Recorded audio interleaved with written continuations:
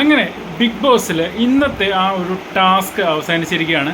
ആദ്യത്തെ ടാസ്ക് ശരിയല്ല, അല്ലെങ്കിൽ അത് അവതരിപ്പിച്ച രീതി, ജിൻഡോയുടെ ഭാഗത്തു നിന്നുള്ള രീതി ശരിയല്ല എന്ന് പറഞ്ഞുകൊണ്ട് രണ്ടാമത് വീണ്ടും അതേ ടാസ്ക് തന്നെ കൊടുത്തു. ആദ്യത്തെ ആ ഒരു ടാസ്കിൽ വിജയിച്ചത് നമ്മുടെ നെസ്റ്റ് ടീമാണ്. അതായത് സായി, അഭിഷേക്, നന്ദന, അതേപോലെ നമ്മുടെ കരച്ചിൽ കുട്ടി നോറ, ഇവരടങ്ങുന്ന ടീമാണ് വിജയിച്ചത്. അപ്പോൾ രണ്ടാമതും വീണ്ടും ആ ഒരു ടാസ്ക് വീണ്ടും നടത്തി.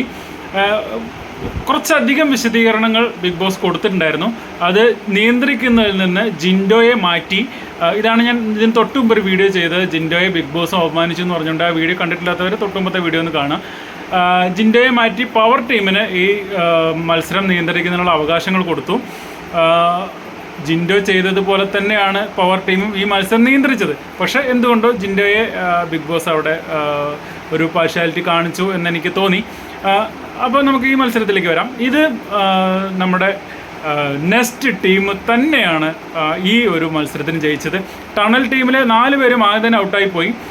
ഡെന്നിലെ ഗബ്രി മാത്രമാണ് അവസാനം വരെ പിടിച്ചു നിന്നത്. അതേപോലെ നെസ്റ്റ് ടീമിലെ സായിയും 2 അഭിഷേകുമാരും ഗബ്രി ഔട്ടാവുന്നത് വരെ മാക്സിമം അവർ പിടിച്ചു നിൽക്കാൻ അത്രയും പിടിച്ചു നിന്നു.